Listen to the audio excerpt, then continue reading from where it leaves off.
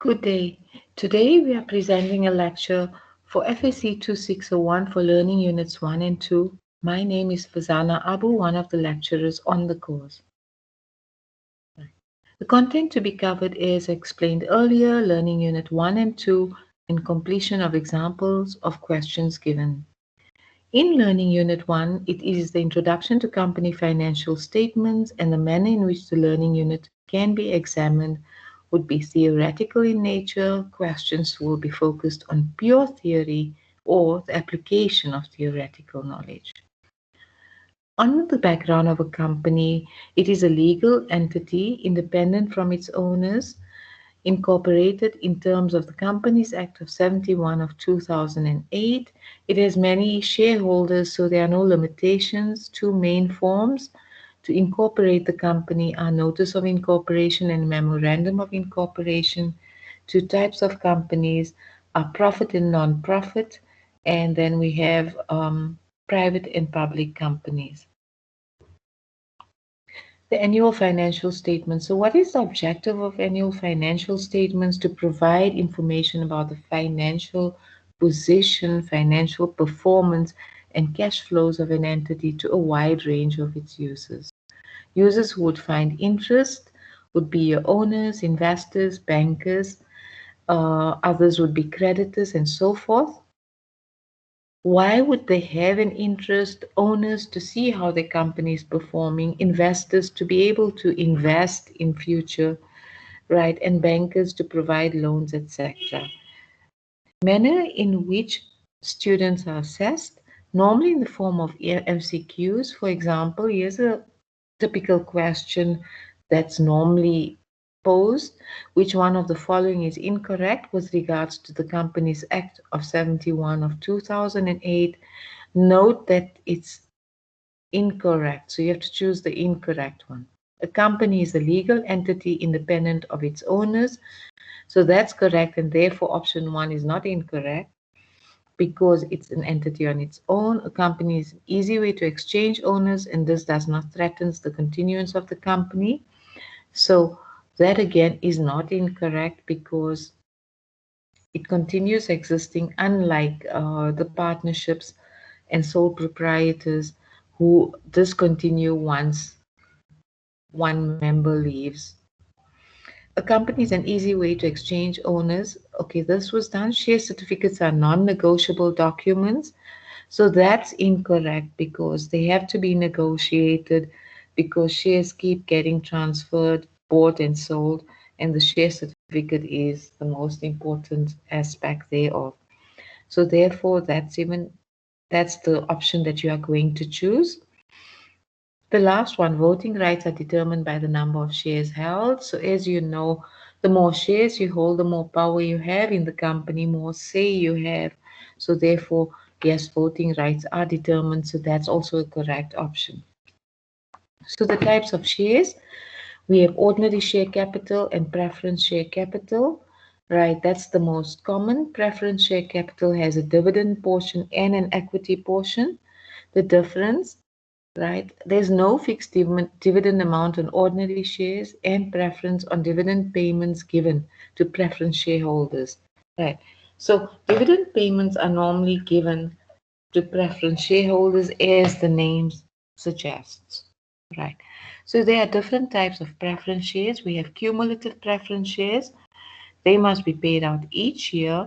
And if in the event there was no profit to pay out dividends in a particular year, it must be paid in the following year when there is a profit available. So, for example, if in 2020 you incurred losses and you did not declare any dividends, then the following year when you declare dividends, say for example for Feb 2021, then you have to provide for the cumulative dividend that was not paid in 2020. And this is only for cumulative preference shares, and obviously non-cumulative would be the typical opposite of cumulative, where you do not have to provide for previous years. Participating preference shares, they get a fixed dividend as well as a certain extra percentage depending on the terms, and these as well as convertible preference shares are discussed more in depth on third year level. Issue of capitalization shares. Why do we have a caps issue? For the benefit of shareholders, to avoid cash flow problems. So what is it? It's a tangible right in the company as extra shareholding without actual cash outflow. Thus, large reserves are converted into shares. Thus, shares issued from retained earnings. So basically, it's a bonus issue to its shareholders. A rights issue. Why is a rights issue done? To raise funds for the company. Shares are offered to existing shareholders. To ensure it is exercised, it is normally set below market value. Shareholders can also sell these rights to other investors at a profit, since they receive these rights below market value. A company can therefore this way have a larger set of shareholders. So perhaps if few things didn't make sense, let's look at the illustrative example and we could look at caps and rights issue a bit more here. State whether the following statements are true or false. Companies with financial difficulties normally make use of a capitalization issue. Right. So on this one here, it is false because you would not be able to give that extra from your reserves. Right. So in other words, the opposite is actually true, that they have excess reserves and they are not in financial difficulties. Right. So that would be false. Right. And then we have here the next one, which is with the capitalization issue, the value of the shares decline. I would agree with that and say it is true because now you have more shareholders and there's extra shares being issued, so the share value does decrease. Right. We then look at the third one. Rights issue is aimed at raising funds and it's offered vastly to potential shareholders. That again is true because the company uses a rights issue to raise funds for the company, and normally this is when the company experiences difficulties. Right. The rights issue normally exceeds market value. Right.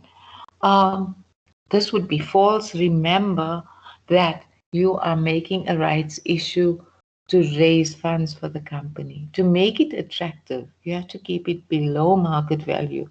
Remember that you need the funds, you are short of cash flow. Existing shareholders may sell their rights to the public. Yes, if you read through your theory, it can be sold because they can make a profit because they're getting it below market value. So this would perhaps give you a bit more of a background on caps issue and rights issue. Right. Underwriting of shares. So when you require from the public to take up funds in your company, you're going to advertise your shares. So you're going to market your shares of the company, not market your shares, but keep it out there for the company to be able to sell to the public. Right.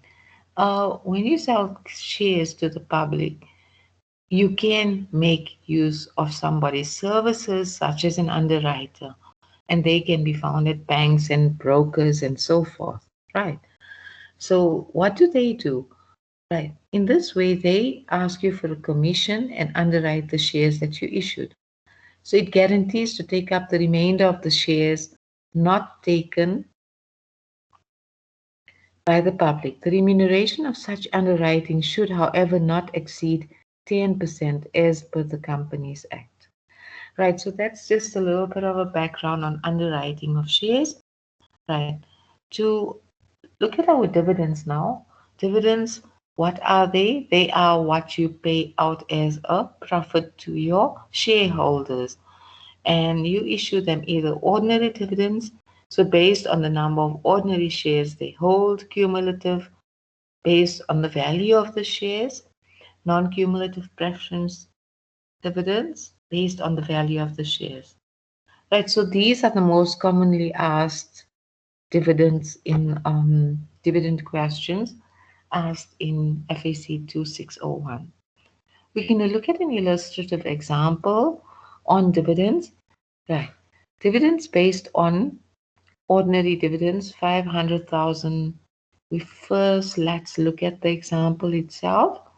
We have 500,000 ordinary shares in issue at 1 Rand each, 100,000 8% cumulative preference shares issued at 2 Rand each, 50,000 11% non-cumulative preference shares issued at 1 Rand each. On 1st August 2019, the company had a caps issue of 1 share for every 5 shares held at 2 Rand each. On 1st October 2019, 20,000 preference shares were issued at 5 Rand each. A rights issue, sorry, that should read cumulative preference shares and not just preference shares. If we can just correct that quick.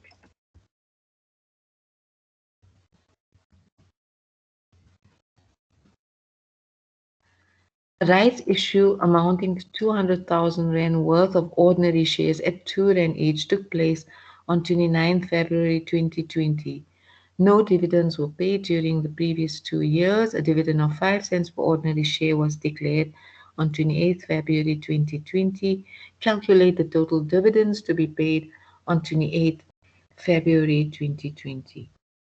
So this is now the solution to our example.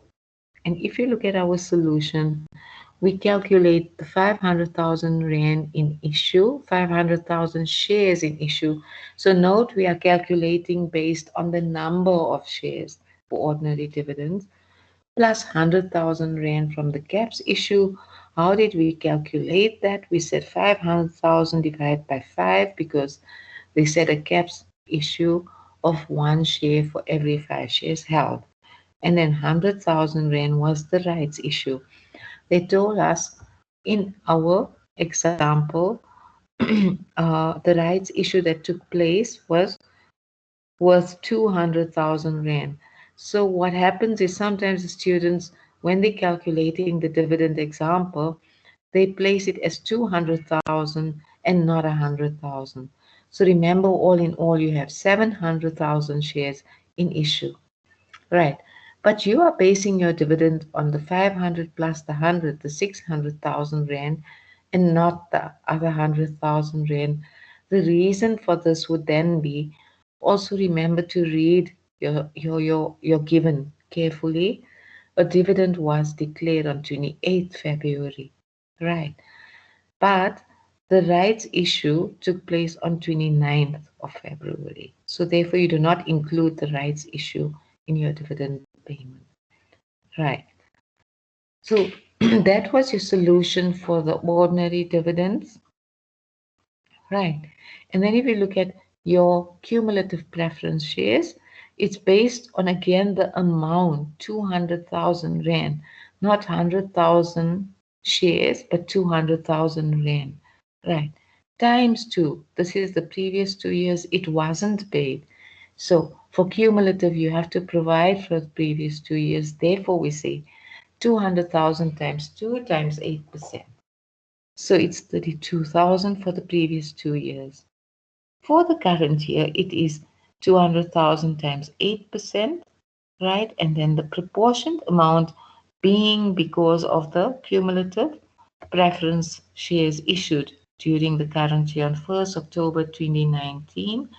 So remember to proportion the amount, right? And non-cumulative, again, based on the amount, 50,000 times 11%. Thus, the solution to that is as given here, the dividends as calculated from ordinary, and these were the cumulative previous year, cumulative current year, right, and non-cumulative. So that was that. And then we have a small example on underwriter's commission and liability. So you determine the percentage of undertaking that the undertaker has taken. Is it 100%? Has he decided to take 50%? Determine the number of shares in issue. It's 50,000. Commission is based on shares in issue, 50,000, multiplied by the price of the shares, multiplied by the percentage commission. So it's 50,000 times 2 times 7%. The public only took up 45,000 worth of shares. However, the commission is based on the full number of shares. The liability is based on the remaining shares, 5,000 multiplied by the price per share, therefore 5,000 times 2. If only 50% is underwritten, then the commission is based on 50% of the 50,000 shares value, which is 50,000 times 2 rand times 7%. The liability would also be half of the 5,000 remaining shares. The value thereof would be 50% times 5,000 times 2 rand. Right, so that was quite a bit for Learning Unit 1. Learning Unit 2, we are looking at the objectives of financial reporting, right? And they are to provide information useful to existing and potential shareholders, lenders, and other creditors. The difference is now it is the purpose of financial reporting and not the objectives of financial statements. Right. So that's the new conceptual framework. The qualitative characteristics, relevance, and faithful representation. Right. So relevance, right? So there's 2 points here that define relevance, right? Capable of making a difference to a decision made by users. So had you known this fact, you would have made that decision or you wouldn't have made the decision. Capable of making a difference if it has predictive or confirmatory value. So it has some value attached to it and it could make a difference to the company. Faithful must faithfully represent the substance of what it purports to represent. Right. As far as possible, complete, neutral, and free from error. So we are exercising objectivity. Right. So you can't have um, complete 100% free from error, but as far as possible is used here. Right. Enhancing qualitative characteristics. So the main qualitative characteristics are just the two, and again there was a change from this to the previous framework. Enhancing qualitative characteristics, comparability. So to compare, you're going to need two sets of data, for example, 20 and 2021, right?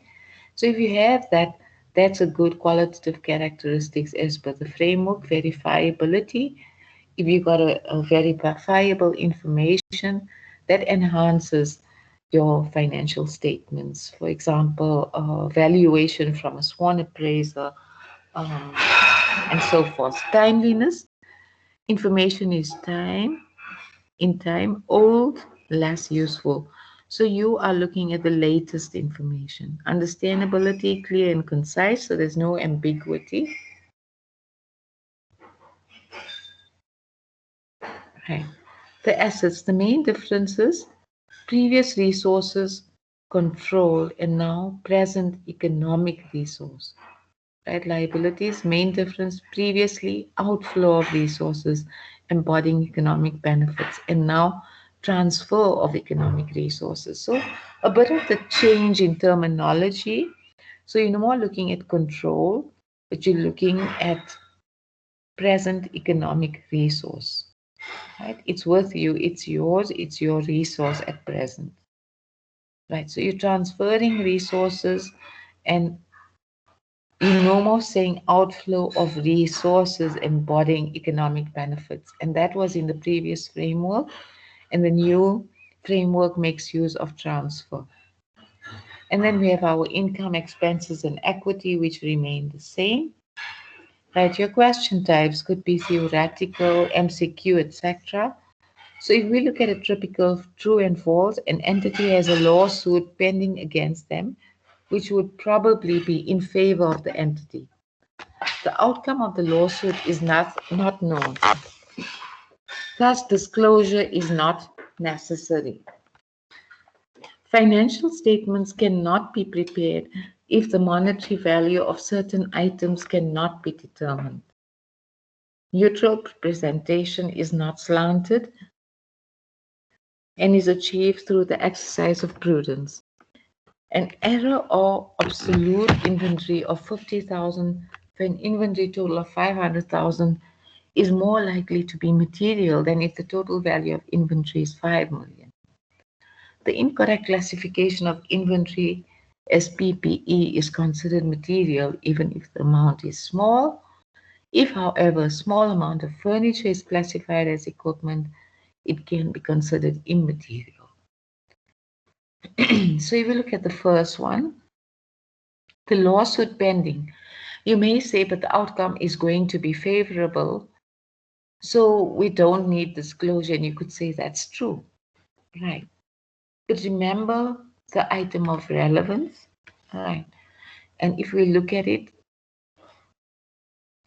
you are not considering the information, the financial statements to be complete if you don't render such information.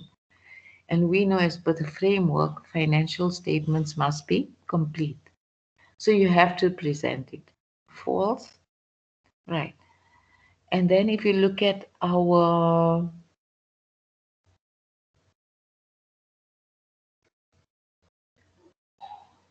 next one, they can be prepared, cannot be prepared if the monetary value of certain items cannot be determined. That is where there is a measurement uncertainty.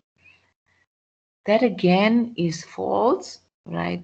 You have to use estimates, right? You can still prepare financial statements. And if you read through your conceptual framework in your prescribed textbook, you will see why I say so, right? The next one, neutral representation is not slanted. And that's true because if something is neutral, it means it's how it is, right? So it's objective, right? So the incorrect classification of inventory as PPE is considered material even if small, right? That's true because you are now taking it to a different class of assets, right? And therefore it has to it becomes material despite of the size, right? Sorry, the previous one, an error of obsolete inventory for 50,000 rand of a total of 500,000 rand worth of inventory is likely to be material than if the total value of inventory is 5 million. That would be true because 50,000 all over 500,000 gives you a 10% percentage of materiality, which is rather huge, whereas 50,000 in total of 5 million worth of inventory gives you a percentage of 1%, which is a small amount of materiality, right? So if we look at the last one, if, however, a small amount of furniture is classified as equipment, it can be considered immaterial. True, I would say so because it is very small, right? So now we look at we looked at verifiability, timeliness, and understandability. Now we look at our elements of the financial statements. We have assets. The main difference, previously resources control and now present economic resources, and we've went through this, right? The point that I need to look at here as well is your recognition and derecognition principles. Previously, derecognition was not in the conceptual framework. Your measurement basis was historical cost and current cost, right? So we can look at derecognition now forming part of your framework, and we have to now also look at historical costs and current costs, right? Historical costs and current costs. You can perhaps look at your fair value and things like that, and all these are in your PPE and investment property, where you look at market values and other current values, right? So saying this, I would dismiss this class and say that hope you enjoyed the lecture. From me, good luck with your studies.